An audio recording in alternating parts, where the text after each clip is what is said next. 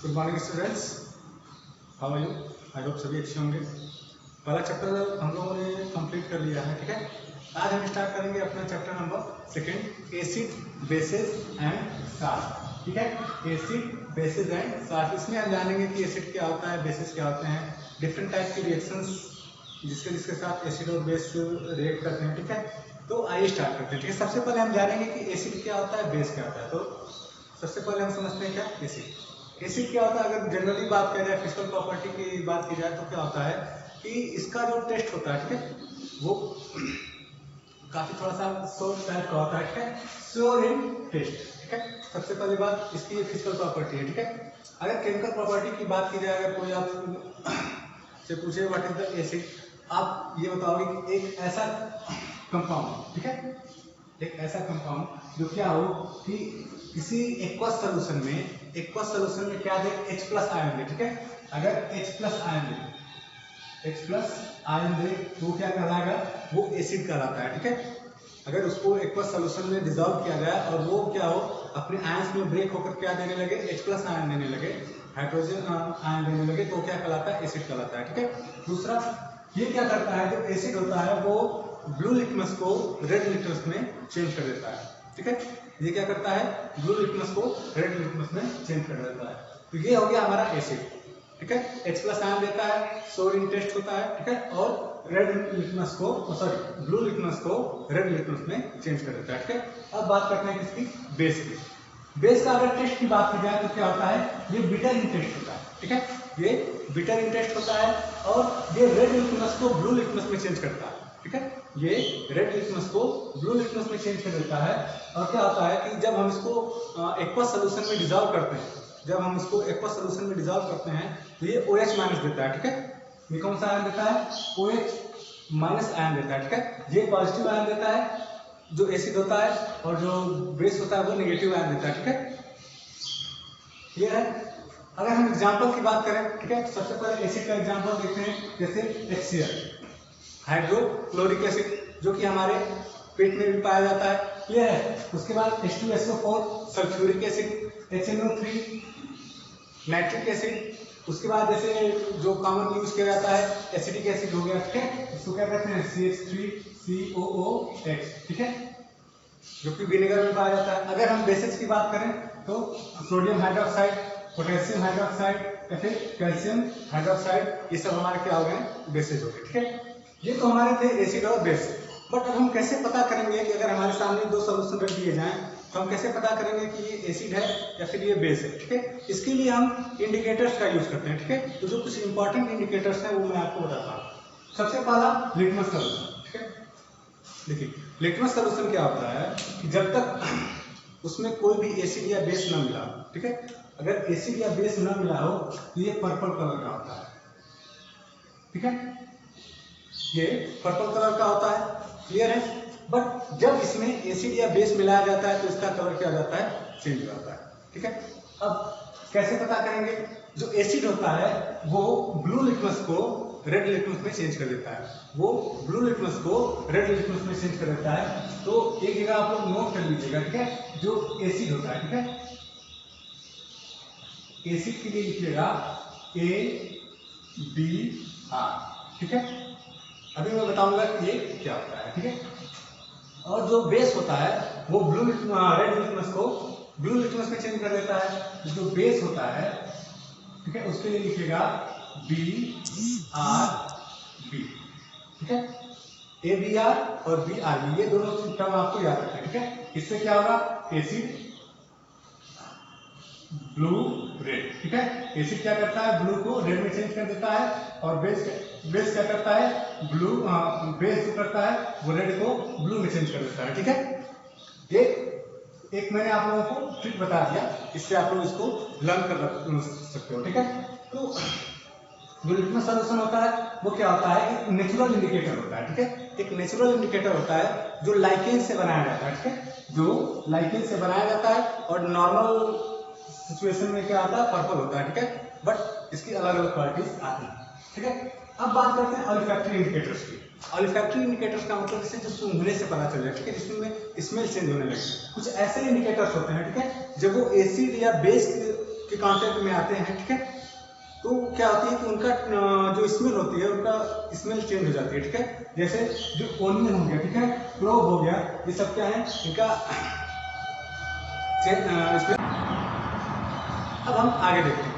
Acid और base में दो चीजें और हैं, एक स्ट्रॉन्ग एसिड स्ट्रॉन्ग बेस, एक स्ट्रॉन्ग वीक एसिड और वीक बेस। सबसे पहले स्ट्रॉन्ग एसिड क्या होता है, देखिए अगर स्ट्रॉन्ग एसिड है, जब भी स्ट्रॉन्ग एसिड की बात की जाएगी तो वहां पे क्या होगा कि जैसे ये समझिए कि आपके पास एक सोल्यूशन है, ठीक है, उसमें क्या होगा H प्लस आयन होंगे, ठीक है, और प्लस जो भी सपोज कर लीजिए वाटर होगा, ठीक है। तो जब H प्लस आयन का नंबर ज्यादा होगा, ठीक है, H प्लस आयन ज्यादा अमाउंट में होगा, वो एसिड क्या होगा स्ट्रांग होगा, ठीक है। और अगर वाटर ज्यादा होगा तो वो एसिड क्या होगा वीक होगा, ठीक है। तो अगर H प्लस आयन का संख्या ज्यादा है तो वो स्ट्रांग एसिड होगा, अगर वाटर की अमाउंट ज्यादा है तो वो वीक हो जाएगा, ठीक है। और इसी तरह जहाँ पे OH माइनस आयन की संख्या ज्यादा होगा, ठीक है, किसी भी सॉल्यूशन में अगर OH माइनस बहुत ज्यादा है वो क्या होगा एक स्ट्रांग बेस होगा, और अगर वाटर की अमाउंट अगर ज्यादा है तो क्या हो जाएगा वो वीक हो जाएगा, ठीक है। यहाँ पे एक चीज और है, कंसंट्रेटेड एंड डाइल्यूट, ठीक है। कंसंट्रेटेड का मतलब जैसे अगर हमारे पास एक सोल्यूशन है, ठीक है, और वहां पे जैसे स्ट्रॉन्ग एसिड की बात की जाए, स्ट्रॉन्ग एसिड क्या होगा कंसंट्रेटेड होगा, वहां पे क्या होगा कि अगर देखिए हमारे पास एक सोल्यूशन है, क्लियर है, उसमें क्या है कि हमने वाटर भी मिला दिया, ठीक है, हमने उसमें वाटर मिला दिया और एसिड मिला दिया, ठीक है, उसमें एसिड मिला दिया। अब हम एसिड उसमें मिलाते जा रहे हैं, मतलब एसिड का अमाउंट हम बढ़ा रहे हैं और वाटर का अमाउंट हम घटा रहे हैं, वो क्या होगा कंसंट्रेटेड होगा, ठीक है। अगर डाइल्यूट की बात करें तो डाइल्यूट में क्या होगा कि एसिड का अमाउंट कम होगा और वाटर का अमाउंट क्या होगा ज्यादा होगा। ये तो हो गया कंसंट्रेटेड और डाइल्यूट। ये इसकी सारी फिजिकल प्रॉपर्टीज थी, ठीक है, जो कि बहुत ज्यादा इंपॉर्टेंट नहीं है मगर आपको लर्न रखनी है, ठीक है। अब हम बात करेंगे किसकी, केमिकल प्रॉपर्टीज की, जो कि आपके एग्जाम में आएगा और आपको करना रहेगा, ठीक है। तो इंपॉर्टेंट है, ध्यान से सुनिएगा, ठीक है। तो देखिए जो केमिकल प्रॉपर्टीज है उसमें एसिड की है और बेस की भी है और उसके आगे साल्ट की भी है, ठीक है। तो उसको हम बारी बारी से पढ़ेंगे। सबसे पहले हम एसिड की केमिकल प्रॉपर्टीज पढ़ते हैं। पहली प्रॉपर्टीज है रिएक्शन विद मेटल। अगर क्या हो कि रिएक्शन करें एसिड इसके साथ मेटल्स के साथ तो क्या हमें रिजल्ट मिलेगा, ठीक है। जब भी कोई एसिड मेटल के साथ रिएक्ट करता है तो हमेशा क्या बनाता है साल्ट बनाएगा और H2 गैस क्या होगी रिलीज होगी, साल्ट बनेगा और H2 गैस रिलीज होगी, क्लियर है। जैसे एग्जांपल देखते हैं, अगर हमारा जिंक है, ठीक है, जिंक लेवेट है और उसके साथ में अगर हमने क्या किया हाइड्रोक्लोरिक एसिड से रिएक्शन करवा दिया तो हमारा क्या बनेगा ZnCl2 बनेगा, ठीक है, जिंक क्लोराइड बनेगा जो कि क्या है साल्ट है, ठीक है, क्या है ये साल्ट है, ठीक है। और साथ में क्या होगा कि हाइड्रोजन गैस रिलीज होती है। इसी एक्सपेरिमेंट को जब क्या करते हैं, देखिए जब हम पूरा सेटअप बना लेते हैं, ठीक है, जो ट्यूब होती है बाकी जब पूरा कंप्लीट कर लेते हैं, जब हमारी हाइड्रोजन गैस बनती है, ठीक है, तो जहां से ये निकलती है वहां पे अगर हम लाइटर जलाते हैं तो ये पॉपअप की आवाज के साथ बर्न होने लगती है, ठीक है। इसको क्या नाम दिया जाता है पॉपअप टेस्ट नाम दिया जाता है। ये टेस्ट का नाम आप लोग याद रखिएगा, अक्सर एग्जाम में पूछता है, ठीक है, ये इंपॉर्टेंट है, ठीक है। पॉपअप टेस्ट क्या होता है, जब जिंक को हाइड्रोक्लोरिक एसिड के साथ रिएक्ट कराया जाता है तो जो हाइड्रोजन गैस निकलती है, ठीक है, वो पॉपअप की आवाज के साथ जलती है, ठीक है, आगे उसके लाइटर लाने पे, ठीक है, और इसी को क्या कहते हैं पॉपअप टेस्ट कहा जाता है, क्लियर है। चलिए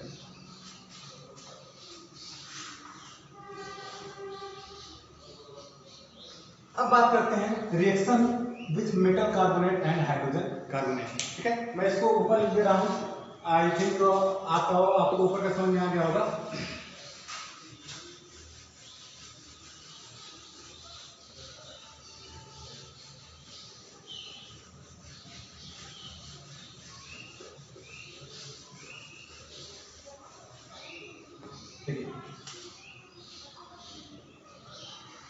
रिएक्शन विथ